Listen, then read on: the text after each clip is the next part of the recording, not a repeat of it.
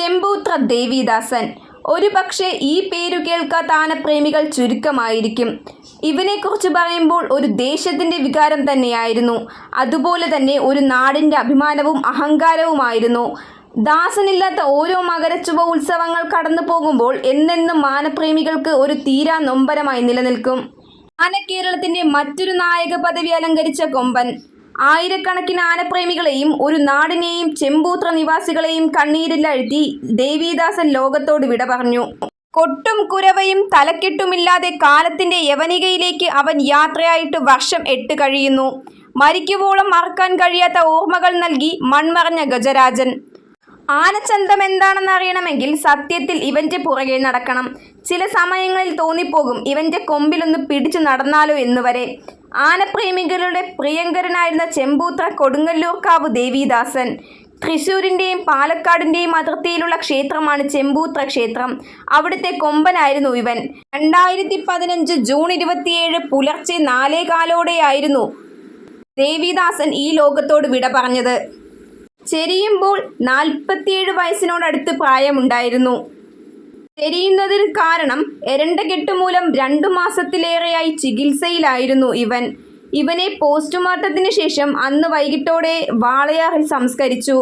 കേരളത്തിലെ ആനപ്രേമികൾക്ക് മറക്കാൻ പറ്റാത്ത ഒരുപാട് രാജകീയ നിമിഷങ്ങൾ സമ്മാനിച്ച ദേവിദാസൻ ഇന്നും ഓർമ്മകളിൽ ജീവിക്കുന്നു. കേരളത്തിൽ അപ്പോഴുള്ള ആനകളിൽ തലപ്പൊക്കം കൊണ്ട് 10ാമനായിരുന്നു ദേവിദാസൻ.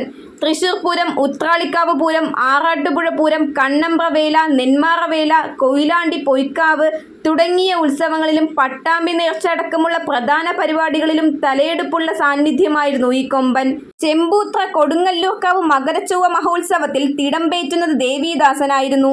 തൃശ്ശൂർ പൂരത്തിന് തിരുവമ്പാടി വിഭാഗത്തിൽ വലത്തേക്കൂട്ടായാണ് അണിനിരക്കാറുള്ളത്. അസുഖം ബാധിച്ചതിനാൽ ആ വർഷത്തെ തൃശ്ശൂർ പൂരത്തിൽ പങ്കെടുക്കാൻ സാധിച്ചില്ല. ശാന്ത സ്വഭാവിയായിരുന്നു ദേവിദാസൻ. അതുപോലെ തന്നെ കുട്ടികൾക്ക് പോലും അടുത്തു പോകാമായിരുന്നു. അതിനാൽ നാട്ടുകാർക്ക് ഏറെ പ്രിയപ്പെട്ടവനായിരുന്നു. വിടമറയുന്നതിന് 14 വർഷം മുമ്പ് മാള കാണാശ്ശേരിയിലെ ചന്ദ്രനിൽ നിന്നാണ് ദേവസ്വം ആനയെ വാങ്ങുന്നത്. 48 ദേശക്കാരുടെ ഉടമസ്ഥതയിലാണ് ക്ഷേത്രവും ആനയും. ചെമ്പൂത്രയിൽ താമസിക്കുന്ന കൂത്താട്ടുകുളം സ്വദേശി സുനിൽ, ഒറ്റപ്പാലം ലക്കിടി സ്വദേശി മണി എന്നിവരായിരുന്നു ആ സമയത്ത് ദേവിദാസന്റെ പാപ്പാന്മാർ.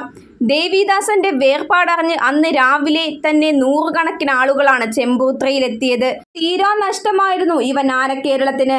ഗജരാജ പ്രജാപതി ചെമ്പൂത്ര ദേവിദാസൻ നമ്മെ വിട്ടുപിരിഞ്ഞിട്ട് 9 ശതകങ്ങൾ കഴിഞ്ഞെങ്കിലും ഇന്നും അവൻ ആനപ്രേമികളുടെ മനസ്സിൽ മായാതെ നിൽക്കുന്നു എന്നതാണ് സത്യം. ചെമ്പൂത്ര ദേവിദാസനെ നമുക്കറിയാം. ഇവൻ പഴയ ചാണാശ്ശേരി ബാലഗോപാലനായിരുന്നു. തെച്ചിക്കോട്ടുകാവ് രാമചന്ദ്രന്റെ ശിരസിനൊപ്പം തൻ്റെ ശിരസും ഒപ്പത്തിനൊപ്പം എത്തിയപ്പോൾ തൻ്റെ പേര് മാത്രമല്ല ആനക്കേരളത്തിൻ്റെ തൻ്റെ ദേശത്തിൻ്റെ പേരും കൂട്ടിയാണ് എഴുതച്ചേർക്കപ്പെട്ടത്. ചെമ്പൂത്ര എന്നാണ് ഇവനെ അറിയപ്പെട്ടിരുന്നത്. ഗജസൗന്ദര്യ ലക്ഷണങ്ങൾ ഒത്തിണങ്ങിയവനായിരുന്നു ചെമ്പൂത്ര ദേവിദാസൻ. 10 അടി ഉയരം, പ്രൗഢഗംഭീരമായ നിലവ്, വടിവൊത്ത നീളൻ കൊമ്പ്. ഇവിടെ ഇവന് വേറൊരു പ്രത്യേകത കൂടെയുണ്ട്. ഇത്തിരി കീഴ്ക്കൊമ്പായിരുന്നെങ്കിലും എന്തെന്നില്ലാത്ത കൊമ്പുചാട്ടം അല്ലെങ്കിൽ കൊമ്പു വളർച്ച. സോൺപൂർ മേളയിൽ കേരളത്തിൽ നിന്നും ഇവനെ വാങ്ങാനെത്തിയവർ ആദ്യമായി കാണുമ്പോൾ അന്നിവന് 20 വയസ്സ്. ഇവന്റെ കൊമ്പു വളർച്ചയെപ്പറ്റി മനസ്സിലാക്കിയായിരുന്നു. അതായത് പ്രായത്തേക്കാൾ വലിയ കൊമ്പായിരുന്നു. വിടർന്ന മസ്തകം, നിലം മുട്ടുന്ന തുമ്പി എന്നിവയായിരുന്നു പ്രത്യേകത. എന്നാൽ ഈ ആനയുടെ ഒരു പ്രത്യേകത എന്തെന്നാൽ 16 നഖക്കാരനായിരുന്നു. 16 നഖമുള്ള ആനകളെ സാധാരണ വ്യക്തികൾ വാങ്ങാറില്ല ക്ഷേത്രങ്ങൾക്ക്. വാങ്ങിക്കുന്നത് കൊണ്ട് പ്രശ്നങ്ങളൊന്നുമില്ല താനും. അതായത് ശിവക്ഷേത്രമോ ദേവീക്ഷേത്രമോ എവിടെയായാലും ഇതുപോലെയുള്ള ആനകളെ വാങ്ങിക്കുന്നത് ഐശ്വര്യപ്രദമാണെന്നാണ് പറയുന്നത്. നീളത്തിനൊപ്പം തല ഉയർത്തുന്ന സ്വഭാവം ആനപ്രേമികളെ ഏറെ ആകർഷിച്ചിരുന്നു.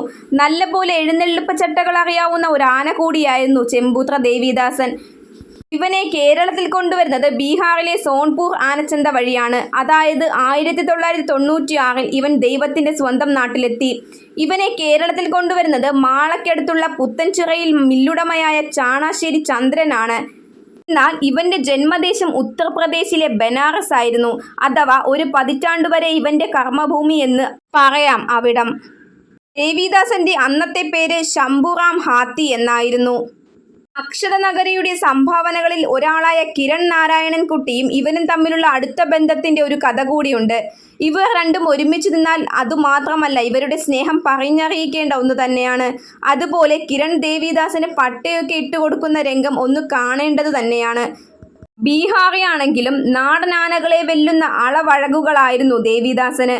ചെമ്പൂത്ര കൊടുങ്ങല്ലൂർക്കാവ് ഭഗവതി ക്ഷേത്രത്തിൽ മകരച്ചുവ മഹോത്സവം ആഘോഷിക്കുമ്പോൾ ആനപ്രേമികളുടെ കണ്ണിനും മനസ്സിനും വിരുന്നൊരുക്കിക്കൊണ്ട് വിവിധ ദേശങ്ങളിൽ നിന്നായി കേരളത്തിലെ പ്രമുഖരായ 45 ഗജവീരന്മാർ അണിനിരന്നു നിൽക്കുന്ന അവസരത്തിൽ അന്ന് വൈകിട്ട് 4:30 നടന്ന കൂട്ടിയെഴുന്നള്ളിപ്പിൽ നമ്മുടെ ഗജവീരൻ ചെമ്പൂത്ര ദേവിദാസൻ തിടമ്പേറ്റി നിൽക്കുന്ന കാഴ്ച ആനപ്രേമികൾക്ക് ഒരിക്കലും മറക്കാൻ പറ്റാത്ത ഒരു പിടി നല്ല ഓർമ്മകളുമായി ഇവൻ നമ്മുടെ മനസ്സിൽ അന്നും ഇന്നും ജീവിക്കുന്നു. 48 ദേശം വാഴും കൊടുങ്ങല്ലൂർക്കാവ് ദേവിയുടെ സ്വന്തം മകൻ ദേവിദാസനില്ലാത്ത പൂരങ്ങൾ കടന്നു പോകുന്നു. ചെമ്പൂത്ര അമ്മയുടെ തൃപ്പാദങ്ങളിൽ നമ്മുടെ ദേവിദാസൻ ശാന്തിയോടെ മാനവിക ഹൃദയങ്ങളിൽ ഇന്നും മായാതെ നിൽക്കുന്നു. അങ്ങനെ ആനപ്രേമികളുടെ ഉള്ളിൽ ഇന്നും മായാത്ത ഓർമ്മകൾ സമ്മാനിച്ചുകൊണ്ട് ആ ഗജവിസ്മയം അവസ്തമിച്ചു. മറ്റൊരു വീഡിയോയിൽ മറ്റൊരു ഗജകേസരിയുടെ വിശേഷങ്ങളുമായി നമുക്ക് വീണ്ടും കാണാം. Thanks for watching.